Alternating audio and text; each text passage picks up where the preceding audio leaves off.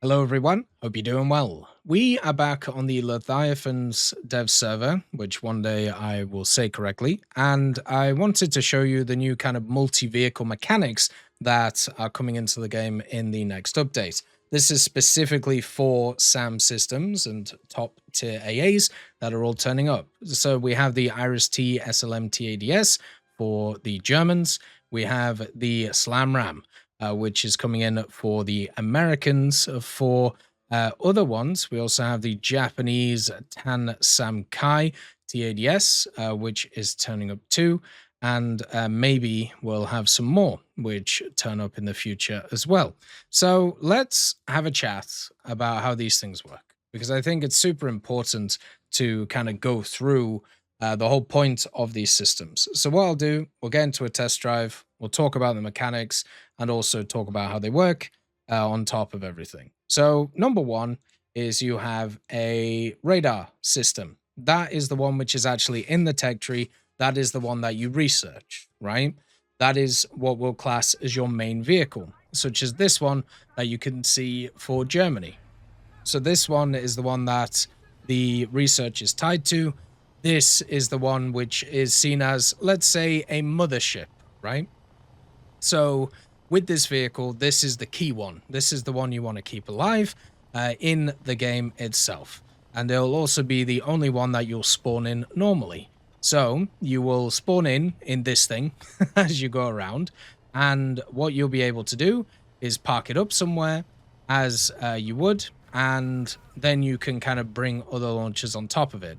So all of the modifications, all of the research, all of the everything is put into this vehicle.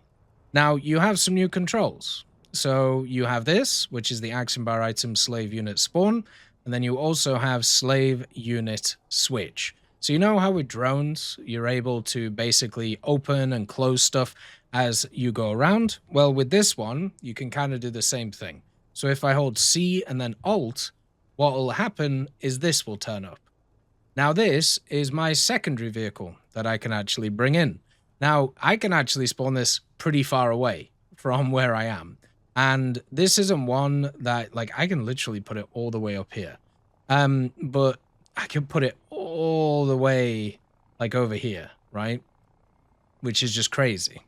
So this is a vehicle that you spawn in when you're in a match. So it will literally just appear.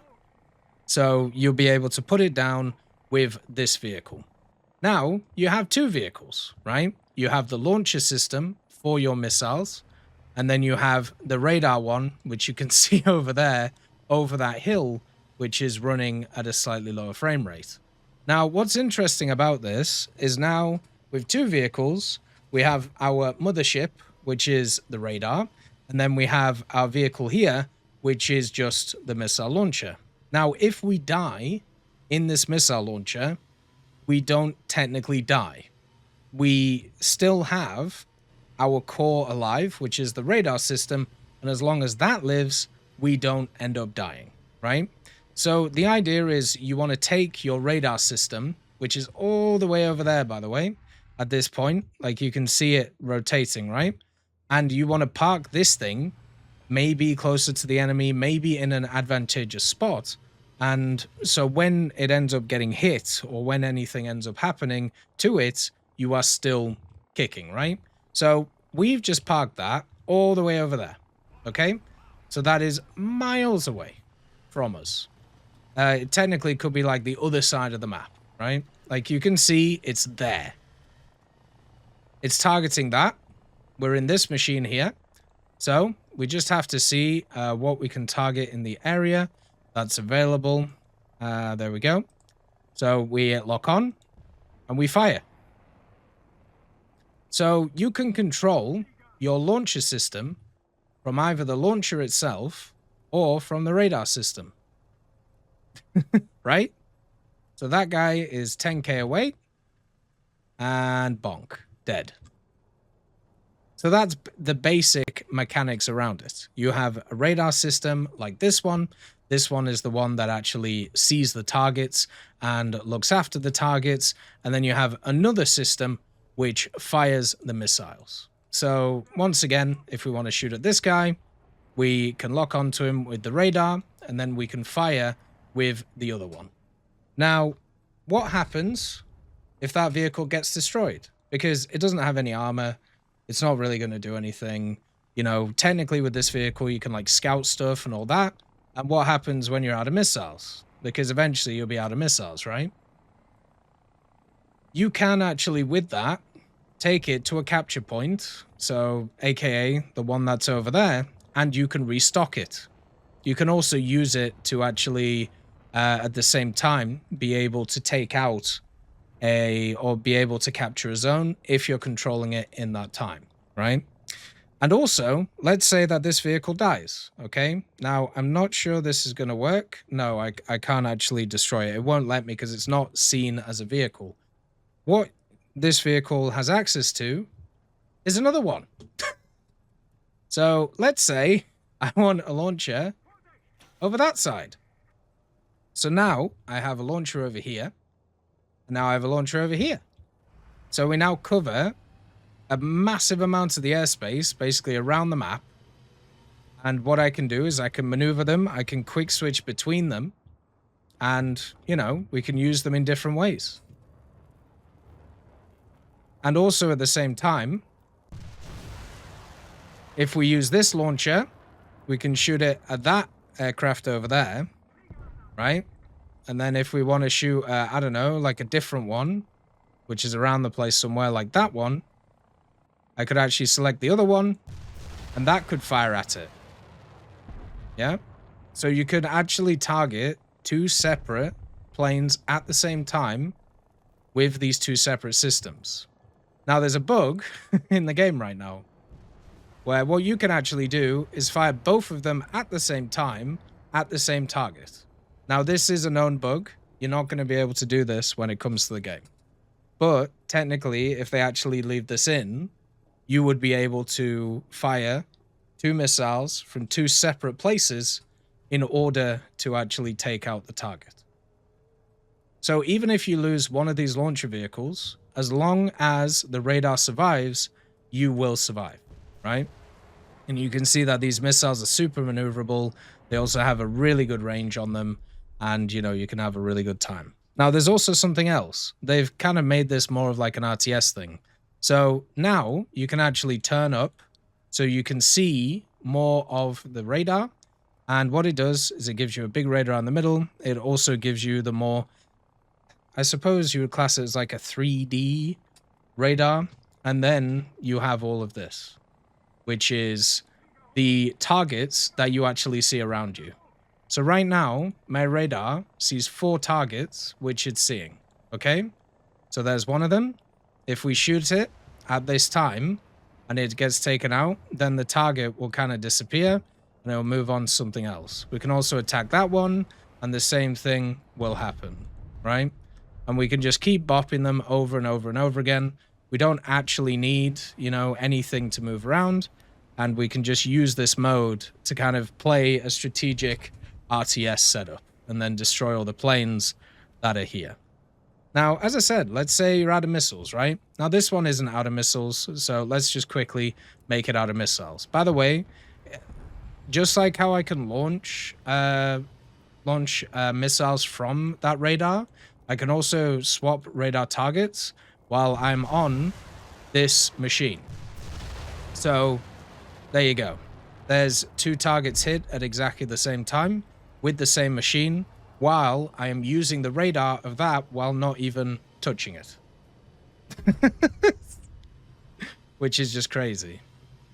Now, I don't know whether you can scout with all of these machines, but you can definitely capture if you are actually, you know, on them. So you can see here, if you run out of missiles, you can then capture, right? Or you can get ammo. So if we go back to this vehicle, then we go back to this one, you can see that this one also is empty. So we could stick this on another capture point and do the same thing. You can see though, did you see that right there? Look at the ammunition. So if we do that, do you see how it's retreating and then going forward? That's because if you're not directly controlling the vehicle, it doesn't count as if it's on that cap, or it doesn't count as if you're actually there, so you don't get the reload, which is very important for this type of thing. So make sure to take that into account. Now, when it comes to the actual radar itself, the radar can be miles away. It can be on the other side of the map to the launchers. As long as you're on the same map, it won't matter. Okay? Now that is, one of the most important things to this, which is just kind of nuts. So once again, if we want to launch these things, we can literally just find all of the ones which are around, either using the radar or using whatever, and we can just bop them over and over and over and over again. Now, this is the most powerful one. The other ones aren't as powerful in terms of how they're set up, but it just gives you an idea of what you're able to do. That's 3 targets, bang, bang, bang, only with one of these. And technically, if there are 8 missiles on this, there are 8 missiles on the other one, you could actually end up engaging 16 planes at the same time.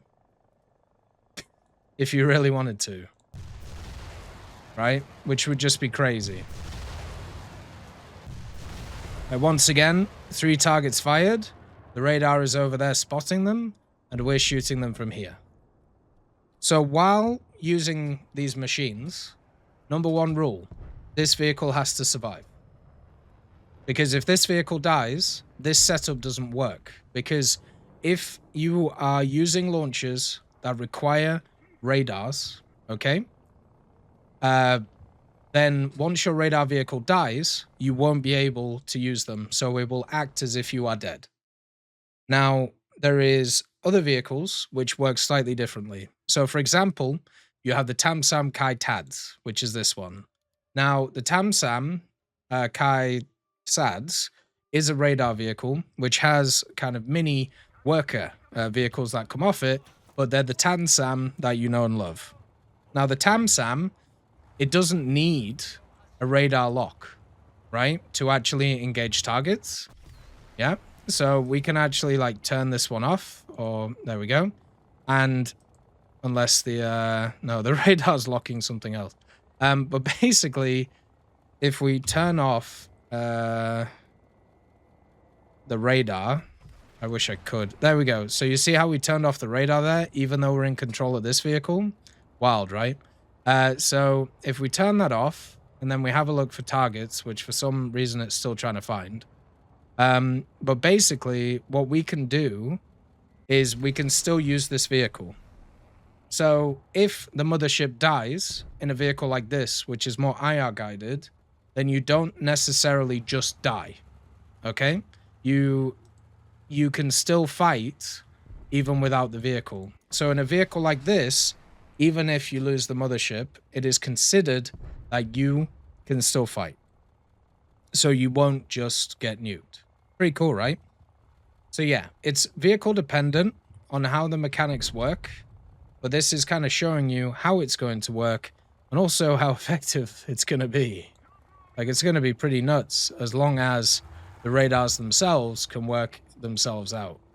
You can see here we're waiting on the reload of the Tamsam, so why not just plonk another one down? Then kind of go from there. Now, you can only have 2 of these, and I don't know if you're able to restock them. Like, if I go over here, if we're able to, like, get them back or something like that. That wasn't really clarified. But that's basically how these systems work. And I think it's awesome. The only clarification that we don't have in terms of how the system works is how do kills work. So if you kill one of those, does it actually count as a full kill, or does it count as something else? And we'll have to find that out going forward. As always, I hope you have a wonderful day, and I'll see you next time.